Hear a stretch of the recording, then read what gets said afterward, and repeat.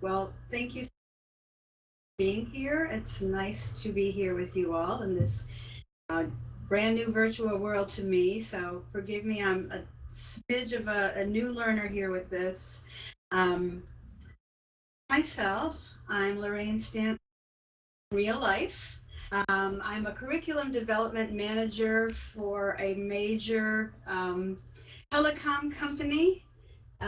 Please do not, if you guess what that company is, please do not talk to me about your bills or your cable or any glitches with your internet or any such thing. I cannot help you with that.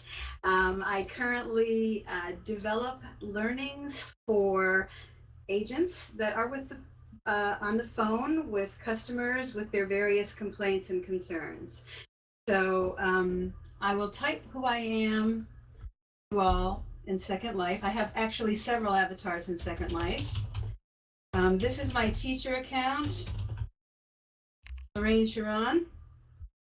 I have a designer account, Sharon Theus. Okay. I have avatars in many, many virtual worlds. I'm Lish in World of Warcraft. I'm a mage. Let's see, I also have a troll. I have, let's see, I think I have an undead warrior in there as well. Yes, Beth. Yeah, I'm seeing a lot of familiar Second Life names in here, so that's awesome. I think I know a lot of you one way or another. A lot of people don't know that I have a few different avatars in Second Life. So, as Taryn, I make actually role play clothing.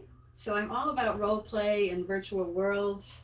I'm all about role play in my real life because that's what I do. That I design role play trainings for the agents in the major telecom company because that's how agents learn to deal with customers.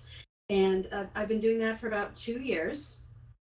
So all of my designs to include some scenario based role play.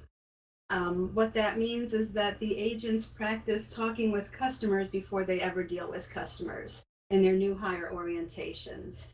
So we have to have realistic scenarios and we have to have them practice handling questions so that they can know how to deal with customers when it comes to the point where they do that in real life. And I have about a 6 week training where that's a huge, huge part of what they do is role playing.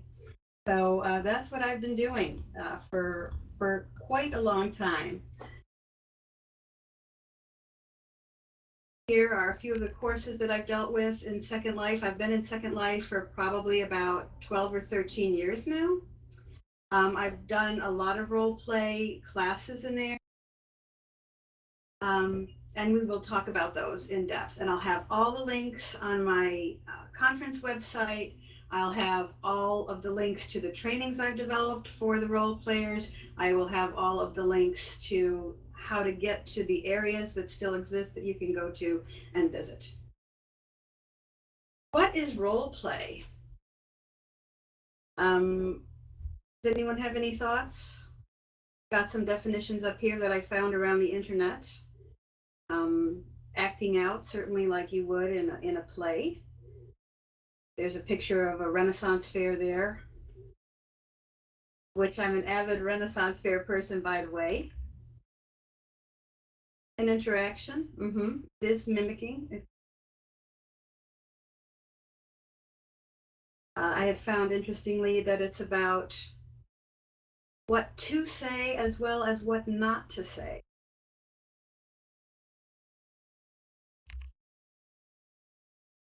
Yes, improv, it's very improvisational. You are to come up with something on the spur of the moment normally on how you think that someone would respond in the role of the person that you are acting out.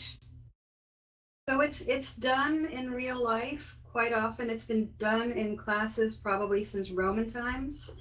They've been using role play to put somebody in the role so that you can empathize with that person. And again, that's very, very much what I do in real life. I want agents to empathize with the customers that they're dealing with. Sometimes they play the customer. Sometimes they play, the agent, and they are supposed to hopefully come up with real solutions and ways to respond that they can then generalize to other situations. So, what about educational role play?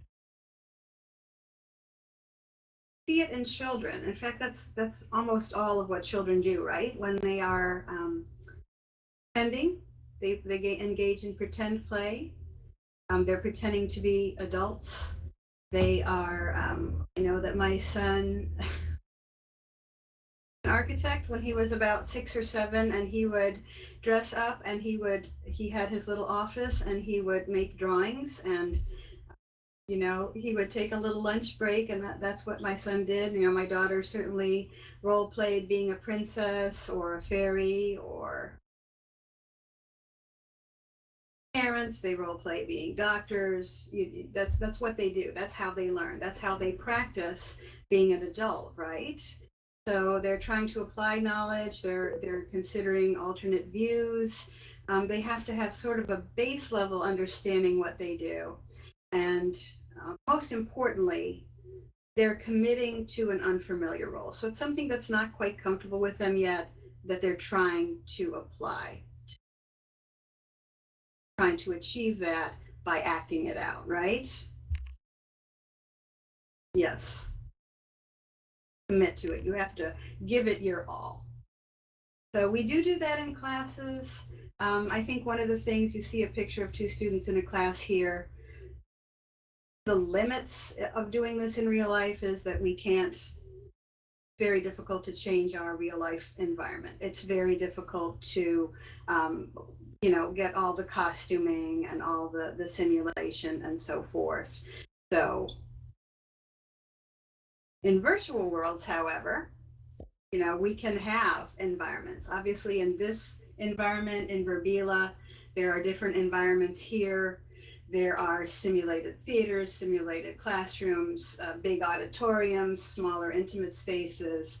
So it has areas that a person can use that is similar to something that they might find conference rooms and etc. There's props. There's obviously use in here. In certain worlds, you can actually create your own environment. I've spent a lot of time in Second Life creating virtual environments for the 1950s class that I worked with, for the 1930s class. I built an entire nursing simulation, to look like a hospital, conference areas. Most of these areas are in there, by the way. I will give you the slurs. One of the most important things that you have a choice of avatar. You're in a virtual world. You don't have a choice of how you look in real life, except for putting on costumes and wigs and such. Um, Definitely almost always have a choice of how you look in a virtual world. You can see some choices in Second Life in the image up top, from normal looking humans to vampires, looks like a knight there, and even monsters. Um, you all chose your avatar to be in this environment today. How many have chosen an avatar that looks approximately like yourself? Try to match your hair color and things like that.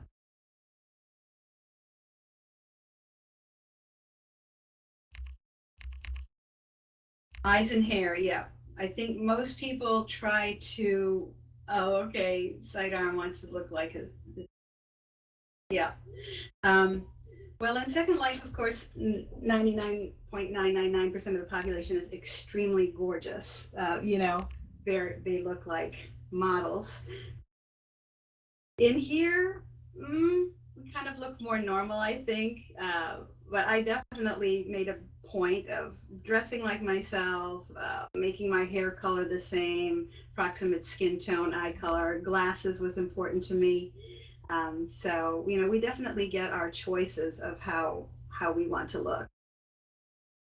If we want to role play like another type of person, um, Sometimes I'm a man in Second Life. It's interesting the way that people react with you when you're not the same gender, and they make definite presumptions about you. Some people are saying that they have wings. Some people want to be their idealized self. At any rate, I know that it's one of the most important things when you get into a virtual world is how your avatar looks and how you want to present your.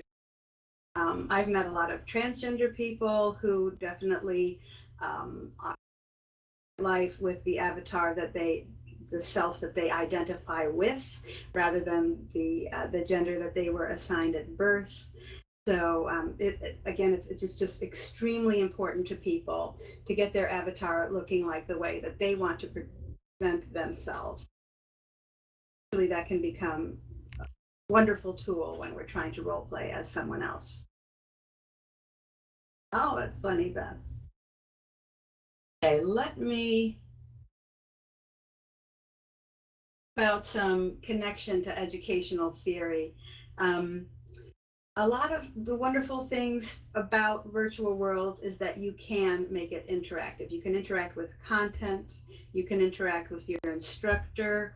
Are any of you in working with distance ed classes? Done a lot of work with them, and it does give that physical presence that you of the previous presenters were talking about, where you actually can feel like you're with peers, you're with your instructor. You can emphasize time on task. You can be there to observe interactions with your students. It's immediate, it's in the moment. It supports constructivism, student-centered learning, social cognitivism, and so many good theories that we can really base our education. Some other issues that are relevant to adults, and I think that some of you may get this by the image there in role play situations. Virtual world is that.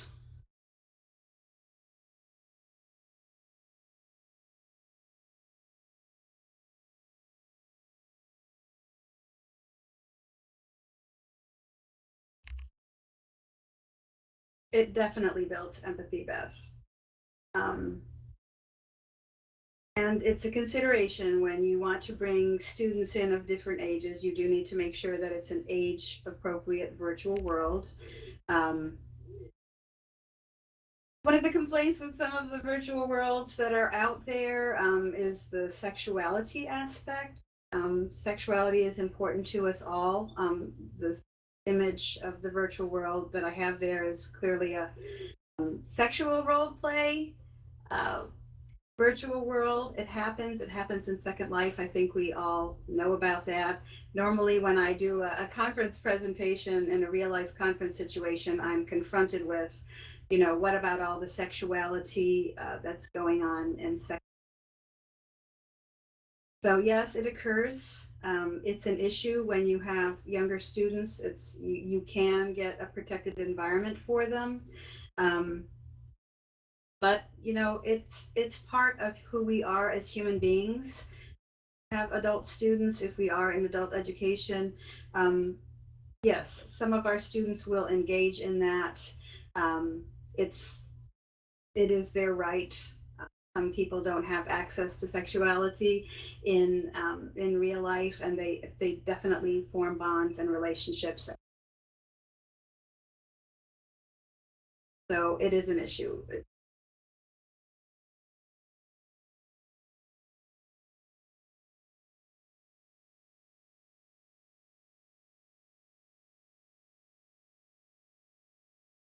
People react differently.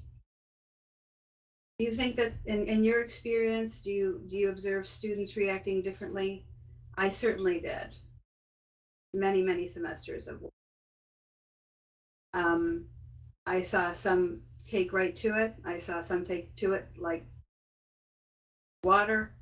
I saw some very cool, very unwilling, or they might have had bad experiences.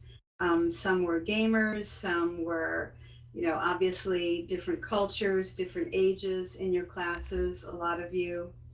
The range of students that I have worked with sidearm was anywhere from 22 to 56. So I did see people adopting it differently. I think that whether they were a gamer, male or female, didn't seem to in my experiences, but whether some people are kind of fearful or technology acceptant or not, and it will have a lot to do with their perceived usefulness. Perceived usefulness and ease of use were the two things that I noticed the most. This going to benefit me? And as adult learners, and those of us who deal with adult learners, what benefit is it to me? Whereas schoolers or high schoolers, they want to have fun. Virtual worlds can certainly provide fun, novelty, but adult learners very much are what's in it for me and how easy is it? And the balance of, is this easy enough to be worth my time? That was a theme that I've encountered just again and again. Providing all the support, is very, very.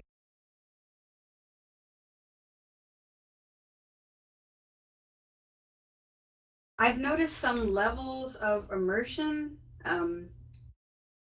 Just right now, a hypothesis for me, and I would love it to be my next study.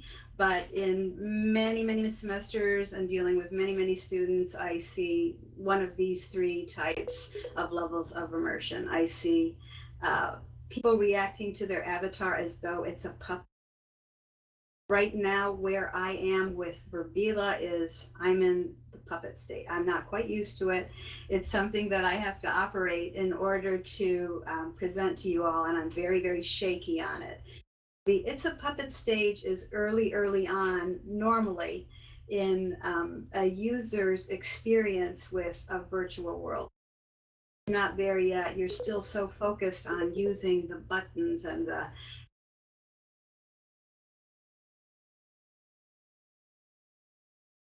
down again.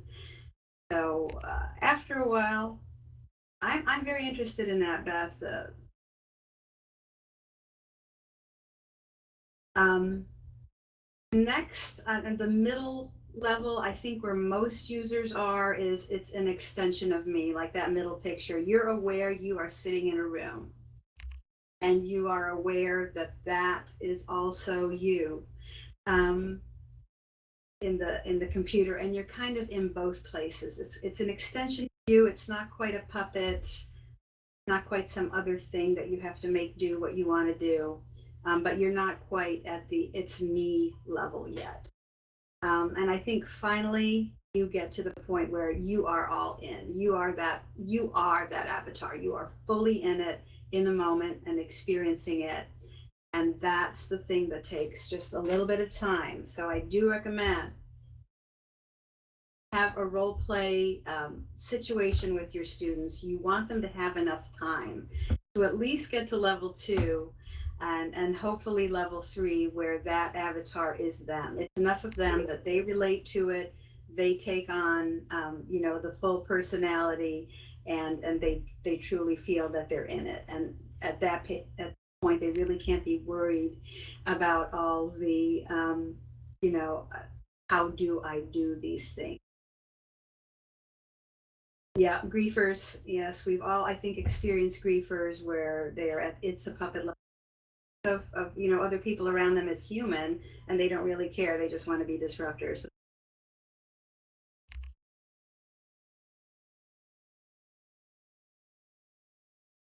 Sidearm. Yeah, I definitely want to do some more work with. I want to develop this into a full-fledged. So three courses that I worked with. This was actually my dissertation. I worked with them for many, many semesters, especially the 1950s class. The 1950s class in America at UNCC, I worked over many semesters and with two different faculty members. Um, Both faculty members were very, very open to working with me and using Second Life for all that it could offer. Full immersion level, that's where they wanted to go. Um, I had been in Second Life for long enough where I could develop simulations. I could develop, because I have a clothing designer avatar, I knew how to design the clothing. So we went all in. We fully had costumes for the 1950s, and they were studying every aspect of the culture of the 1950s: leisure, politics, recreation, roles, male and female roles that were very, of course, different in the 1950s. There were different subcultures such as the beatniks and high schoolers. It's when there was generation gap first, and their kids parents didn't necessarily agree, so it was so ripe for role playing. Read courses that I had worked with, um, and we had several major social activities. One thing about role play is it's got to be social, right? Um, so we had a sock hop, dance where we had the music and we had our skirts and greaser outfits, and we had a diner, and we had the animations. Another great thing about Second Life is that you can do animations. If you're not a dancer in real life, you can certainly, hop on a pose ball and all of a sudden become a fabulous dancer. So I had to go hunting. Whatever I couldn't build, I had to go hunting, um, and find all the 1950s dances like Bug and so forth. So, and we provided them. Yeah, I'm that, Taryn. Yeah, I'm that, Taryn. A link to my some of my designs as well. Um, so we had the students, in the moment, in the clothing, in the environment, and then with the lingo. So we provided a little lingo guide so that they could speak in the 1950s. The second they had was a beatnik event where they had to write poem in the style of a Beat Generation person and then present it to each other in a smoke filled cafe in their black outfits with their berets on.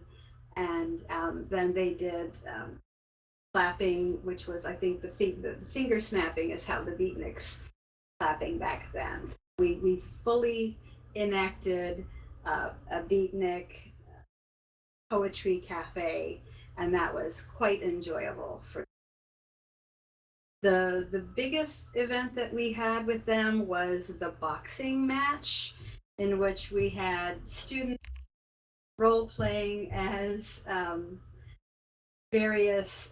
They were the boxers. There were the ring girls back then, as they were called, who did not wear bikinis, but they instead wore formal gowns. And then everybody else took sides. Oh, we had an announcer. So we had several students, those main roles, if you will, that volunteered to do that, where I had a little training session with them on how to use the boxing animations. I used the ring girl animations where they walked past with, round one on a little sign. The announcer was told to get into character and do his or her, speech and to lead the event. And then every other student was in role as well because they were the observers and they were to cheer on the boxer of their choice. Probably the biggest, most immersive event. By that point, it was later in semester. Everybody was very, very comfortable in Second Life and in using the technology, and they were fully immersed. They were at level 3. They knew how to do things, they had practiced, and they were in it. They were fully in it.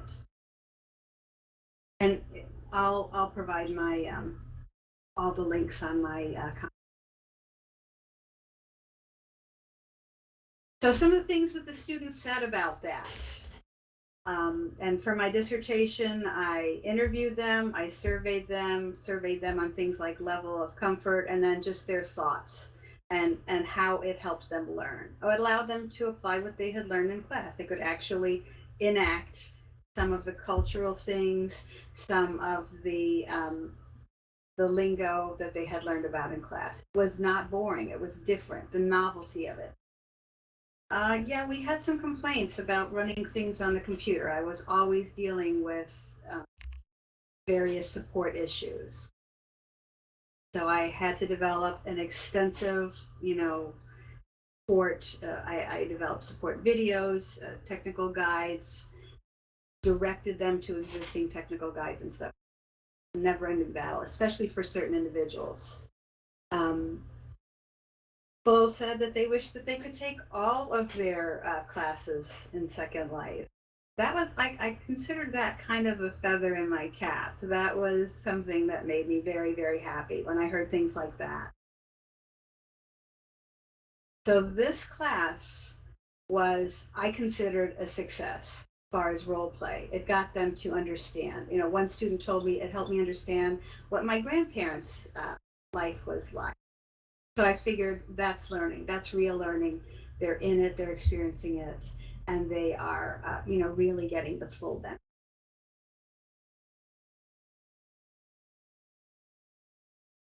The second class I worked with was the 1930s. It was also in the American Studies program at UNCC. We hadn't had that many semesters together, the professor and myself, just probably about 3 semesters. Um, I had developed, again, I spent normally previous semester developing these simulations.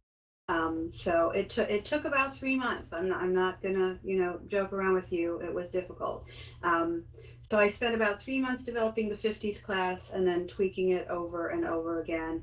And I spent about 3 months developing this 1930s simulation.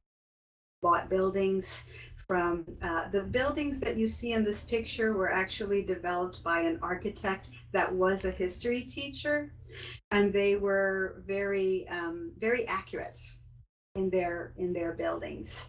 So I was lucky to have her as a resource. I developed some clothes or found some clothes in the 1930s and was able to just scrounge around getting some cars and things for both eras. Appropriate. It took a lot of time. The problem with the 1930s course is that well, it wasn't as immersive. The activities weren't as social. The instructor was not present. She didn't tend to want to log in when the students were doing their role play activities. We did have a part of the time was during the prohibition, so the students were to enact being in a speakeasy when alcohol was illegal. So they were instructed by their professor to have a 3-minute conversation. And yeah, they kept it to about 3 minutes. I mean, they were supposed to save the transcript of their conversation, and they right in 3 minutes they're like, okay, 3 minutes is up, we can stop. Which I took as not a success. I took that as kind of, I was hoping that they would just and run with it. But they were still at that level 1 or 2 in their level of immersion, and they were just trying to get it done. I had another whole big social problems of the era as it is today still was homelessness. There were hobos that existed as a result of the Great Depression. I had an entire hobo activity planned where they were to role play as hobos. I had put around the simulation the hobo signs that hobos used to make then. They were very often illiterate. They they had pictographs or hieroglyph type of writing that they would place around buildings where they could get free food. They would find places where they could work for food or money, and then they would have signals on buildings where they were supposed to avoid, like cops are here, don't go here. So I had elaborate activities. I had set up a hobo camp. I had set up, a train track.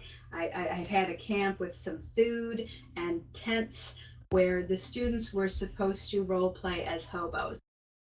What happened to that activity?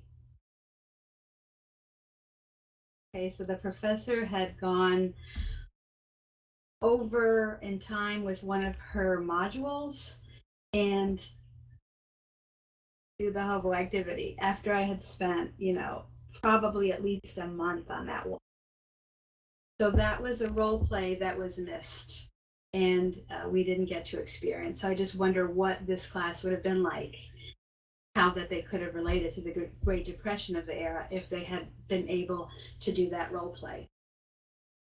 One role play that they did, they really enjoyed. I'm not saying that all of them were, okay, we're done, 3 minutes, we're done, let's stop. Some of them rolled with it, and those were the ones where I felt, this is a success. Enjoyed it and got.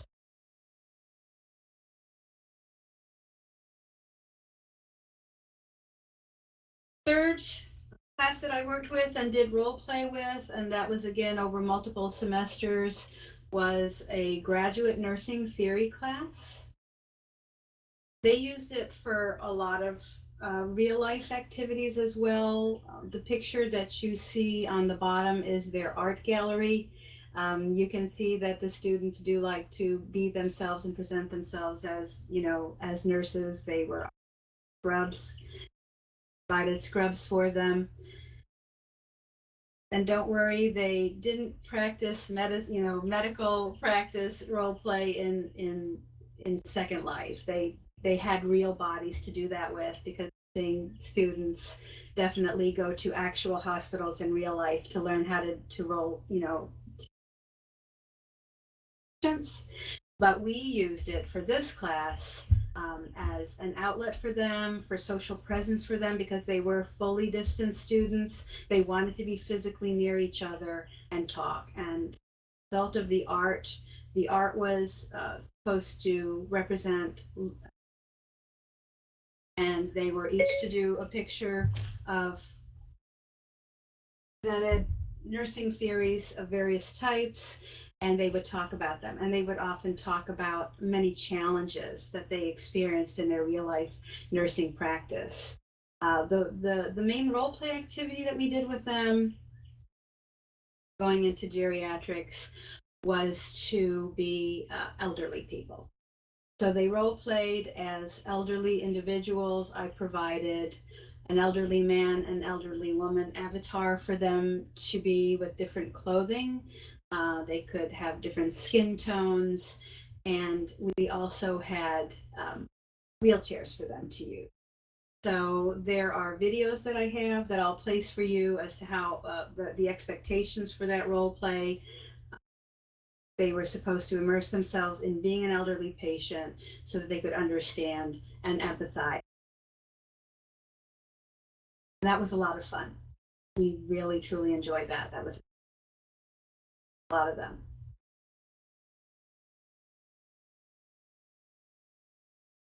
Some of the benefits and the challenges that we had were they were very engaged normally when you provided engaging type of activities. Um, the 1950s class, much more so. Much more engaging. The students were interested, they were motivated, they wanted to engage in the role play, they were excited about it. Um, Self-directed learning, like someone was saying earlier, improv, they were improvising the way that they were improvising.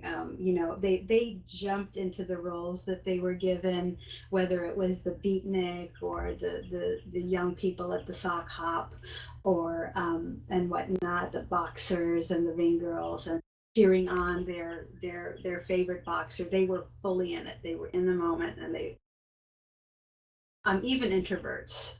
One of the things that I saw about it was that introverted people tended to be much more out there. They they expressed themselves much more openly. And of course, it was fun. It was fun for the students, but also the instructor. And I hope and want that, instructors want fun for their students because fun does increase engagement and time on task, but we want it to be fun for us. And it was fun for me. Um, Class in the 30s class, not so much because people were still at that level 1 and 2. They were still learning. They didn't have enough time in there, and they didn't really have, the social application. You can go around in a beautiful, accurate presentation of the 1930s, but if you're in there all alone, it's not role playing. You're even if you're dressed up in the outfits, you're not really role playing. So that was one of the problems there.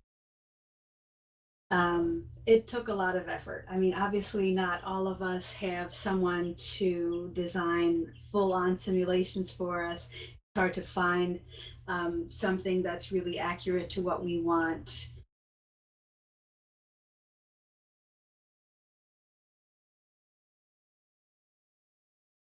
Up front, why they're doing this. Why do we have to go through all this to have these little activities? What's in it for me? So you have to say up front and early on why this is worth it. We want you to understand what people challenges that elderly people have in the world, or the challenges that people in the Great Depression had, challenges of the 1950s with that generational gap that and women's roles in the home and out working.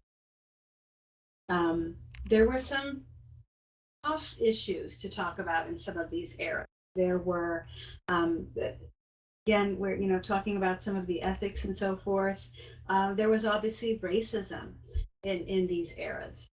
There was obviously some opportunities there, but you would have to approach it very carefully. There was the Emmett Till lynching situation in 1950s, a great tragedy and a horrible thing that happened to a young man um, who was African American, and that was part of their learning. And we really debated: should we tackle racism in this class? How will it make students feel? Should we have students role play as someone of another race and experience racism that can how does that feel like? That's a very difficult issue, and we decided we want anyone to feel negatively. So that was something that we didn't explore. It's possible, yes, but there's definitely some ethical concerns when you're having people role play in an uncomfortable stereotypes, social issues. There's social issues now. There's obviously racism today. So this is difficult. It's difficult to approach. You have to be. Other challenges that it was always something to be up against. Having the computer labs run things. We work with the tech folks at all the computer labs on campus. The higher ups, they didn't get it. Why are we doing this? Why do we? Because they would complain at first. Um, it's hard to assess. It's hard to create the activities, support the activities, and then assess them. And it in my dissertation, it didn't necessarily result in better grades. It hard, especially when you have different ways. It's hybrid classes. What causes better grades? Does this cause better grades? Not necessarily. So again, a lot of gray areas all the time. Some of the resources I spent, because I was with, so many semesters worth of classes, I really fine tuned my resources. I had sources. Much like Natalia provides for us here, with helping get your sound. Sound was one of the biggest things. You can't have role play without sound. Um, Print, videos and technical support always. Had assistants, people that were with me from the start that I knew that I would need. professors up to speed. They had to be pretty savvy when I all funny hours of the time with what I found was very effective for me was deputizing the ones that seemed to get it right off the bat. I've done that every class, whether I'm teaching faculty how to use virtual worlds or whether I'm teaching students. You can see the ones that come to the forefront. You're a helper now, because amazingly as this might seem to you, they don't necessarily just automatically do that. I've been in large classes of undergrads, and they will let the person next to them just struggle unless you remind them that they are capable. So what I'll usually do when I'm going through the first training in a virtual world with my students is, okay, who gets it? Raise your hand. Hey, whoever doesn't have your hands raised, look at the people with their hands raised and go to them and get help and get yourself, all set for class. So that's what I would have to do at conferences. And Lear was our keynote actually at one of our conferences. And we had professors and faculty members and attendees wear yellow shirts if they were. I designed a yellow T-shirt for them that says staff, and we had just volunteers just grab that yellow shirt. If you are able to help another attendee here, wear this yellow shirt, and you are now going to be a helper for those around you, and they can IM you and call on you, because one person cannot do it all. That one of the most important things is to be there with your students. One of the greatest complaints is in the 1930s classes, where's my professor? In here to kind of learn with each other, and they wanted her presence, and they wanted her to be there. So what I'd like to show you now is one of the videos, the support videos that I had created. So let me, and Natalia, I might need help with that. Yes, of course. No problem. Do I stop sharing or? Hold on one second. Okay, so are you using a YouTube video?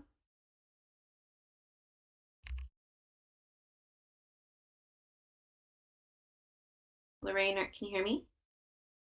Yes, I'm going to use a YouTube video.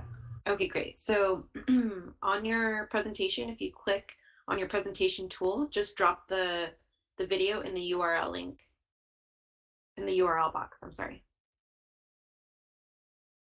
And then, or paste it in there, and then it, you would just hit play. Work that way. Yep.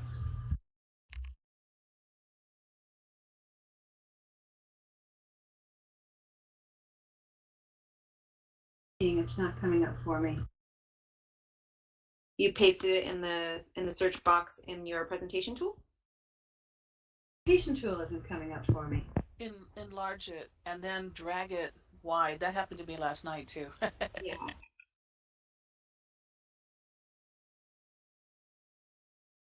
You know what I'm going to do is I'm going to put all my videos on the website, because I think we're coming to close to the end of the time. Would that be all right with all of you, where you can access them yourself? I'll just put them on the presentation website.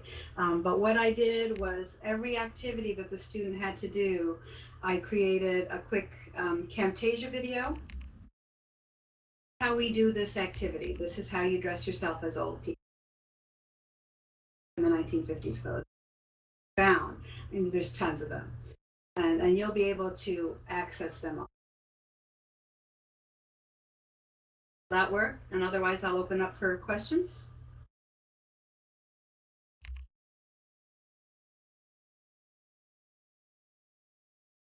Norm?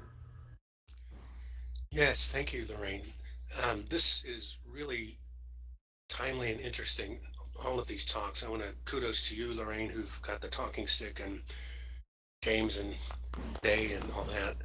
Um, First of all, it's timely because I'm working a current project where the educator I work with is training 20-year-old university students in online collaborative teamwork, which is or isn't a kind of role play. I'm thinking, yeah, it is, if you think about it. And all the issues you're bringing up of being there while they do their assignments in Second Life um, apply very much. So that's very timely. Second, I'm fascinated at your projects because a couple years ago, I worked with another educator who's was a middle school sex education teacher in Europe. And her thesis project was, could we use role play for students to do um, male female interactive role plays to not have to manage the issue of whether to have sex or not. And Wow. we tried first, we thought we would do it in Second Life, and actually there was a space that was made available for that. Um, I was working on an open sim project where they said, bring your projects, we're wide open. And then when I said, well, it's going to be a middle school teacher teaching middle school students about sex ed, they said, oh my God, no, no, no, because they didn't want any liability, et cetera, even though they were not, they were a firewall open sim. Okay. Then we finally bought or rented her own ginormous open sim for her to do a project in. So it had a happy ending. She's a PhD now, or EDD or whatever it is. So that worked out. But all the things you brought up are just running through my head. How do you work with underage kids? And then you brought up that you're working with 22 to 56, and then that had me jump forward to the 20-year-olds and so forth. Third and last point, I'm exploring as many open worlds as I can right now. That's how I got into looking at Verbella. But I look around Verbella, it's a great place. I'm impressed with its abilities here to conference. I've been linking left and right with the other folks here, bopping in and out of tube and bookmarking. It's wonderful for this kind of, but can you role play here? I, from the little I've talked, and Natalia probably knows all of this, and maybe I'll talk to her later, can't build in here. This is what you Right. get. You go to the team room, you get that, and it's all kind of cut and dried marble and glass contemporary business building environment, which is its purpose. Let's be honest. Can you role play here? And then I hear Day talking about, well, you just get yourself a Unity expert and construct your own Grand Canyon, and of course you can build whatever you want. And I'm going, oh my lord! I mean, I downloaded the Unity kit the other day, and it's just like, ouch, ouch, ouch, ouch, ouch. So I'm interested if you have any thoughts, and then everybody else here later during the talks of, I think we're going to have to use more than one world. I don't think it all can be done in one anymore. But in your specific case of training and working with students of different ages, just I'm interested in your thoughts. Thanks. I'm done. Those amazing point. Yeah, I mean the ethical things. I see what they could have done with that sexual class. I'd be very interested in her research. Um, I have used multiple platforms for different needs. Yes, I think you can role play in here. Appropriate for historical role play, maybe not so much. Could it be appropriate for, I don't know, legal role play, debate, um, some types of role play that are gender based? In here, you can certainly use proximity. You can use within limits the way you dress. You can use just scenarios and have scenarios. You can probably find. I've done role play in World of Warcraft with in World of Warcraft, which seems. But we definitely can role play in just about any virtual world. Depends on the educational need. Well, any other thoughts on what we could do in role play in here? Yeah, I mean, I think, as as you sitemap was mentioning that, or sidearm, sorry, um, within Verbella, it's specifically, built as a professional or business environment. And so I think for teams to work through, conflict management, conflict resolution, customer success, customer interaction, that kind of thing. What some of the things that you were touching on in the very beginning, Lorraine, I think that there's potential for the power of teams to work, and build bonds with one another and work through even just conflict resolution within their teams, but then also do some role playing with other customers, or with potential customers as well. I think that would be probably the greatest opportunity there, but not certainly not as dynamic as some of the environments you've created, which I think are absolutely fabulous.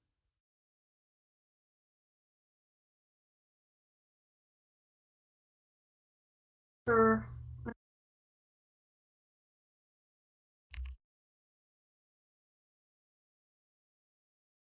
that, Can I say something about building in Unity? The analogy that I like to draw is that you can get started in Unity pretty quickly. There's plenty of tutorials, YouTubes on the interface, and I liken it to playing chess. You can learn the basics in Unity in probably about an hour or two. Uh, um, but to get really good at it takes a long time. And I do have somewhere I've got a tutorial that I use with the computer club that anyone is welcome to just email me. I sent you that. I'll be happy to share with what I use with my students. I do like a 10-step process, and it's changed around a little bit as they come up with new Unity versions. But like I said, the tools are getting easier. The community is amazing that's out there. I find that not every kid is going to want to learn how to do Unity. We have 2,200 students, and I would guess in the club we've got anywhere between 5 to 30 members that come on. But it's like choir or I guess band. Not every kid is going to want to do it. But um, to me, this is promoting 21st century skills, the ones that want to do it. absolutely, and that's awesome, and I definitely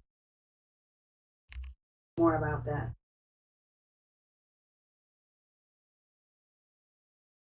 There, questions?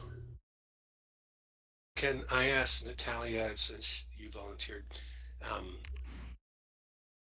is there a potential future market for example, day students to do ad hoc custom Unity work for somebody that's once a Verbella, uh, wants to get your private team room for years at a time, like the Stanford Business School or whatever, and they want something that looks like Stanford or something. Or does it just necessarily have to all be, inside your internal staff, which I would understand. I'm just curious if there's even thoughts about that on Verbella's side. Oh yeah, oh yeah. I mean, so we do custom dev, and Stanford's campus actually is designed to look. It's modeled after their physical campus. But to your question, I think what we do, and I'm not, by no means am I the tech expert on this on the team, but from my understanding, what we do is, if we welcome people to have their artists maybe like create the blueprint, and then we'll take that and apply it from our team standpoint. We don't usually have another person's team, or developers um, personally add things themselves or make changes themselves, but if they give us the coding, then we will apply it for them. And so yeah, that is definitely something that we do, and we definitely play around with custom development, and we do a lot around creating. We do some games, like adult games for, yeah, like role play, or again in the business side of things, but we haven't gotten to that point yet where the demand for that is even really high. Not yet. All right, can I just throw out a couple of things? I run a company called Educational Virtual Worlds, and I'm starting to get contracts in, like with the Virginia Museum of Natural History. And what I'm doing is creating internships. So as I get a job, like for the Virginia Museum, they'll pay me, and then I'll hire a kid. I've already started doing this in January with Darian Bradley. I'm going to hire him again in the summertime. And he's not flipping hamburgers, guys. This kid is learning 3ds modeling, coding, C sharp, Unity. He's getting skills that are going to really bear with him. The other thing that I'd like to point out is if you don't know about Biwoli, that's another awesome site that's run by Uli Berthoud, where you can create in Unity and throw your stuff up on his server. And the potential there is huge. He's got a server that can house 10,000 sims, and Sciencebase and Biwoli estimate you could put like 100 people. They say 300. I think that's pushing it. But Uli's not charging anybody at this point, and you just download the editor pack once you got something in Unity and throw it there. And we could be talking about hundreds of thousands of kids collaborating. And I hear this all the time at my school. Let's do 21st century skills. Let's do collaboration. Let's do creativity. Do they support a platform like Biwoli? Heck no. They're putting it into Chromebooks and standardized testing in it. And I don't understand it when Uli is creating this amazing resource.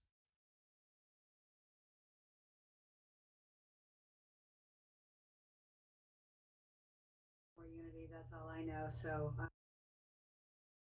on some of you for more about that. As far as Second Life, any of you want to use that for role play and you want support, please contact me. You'll find my avatar, contact information. I will put my regular email out there on the conference site on my page as well. All my links. I'll even put my dissertation out there for you. It's apparently a real page turner as far as dissertation goes. Almost 300 pages of it, but it is about role play in Second Life and my 30s and my 50s class. So thank you all so much. It's been wonderful to talk with you, and I'm looking forward to some of the upcoming sessions. Thanks, everyone.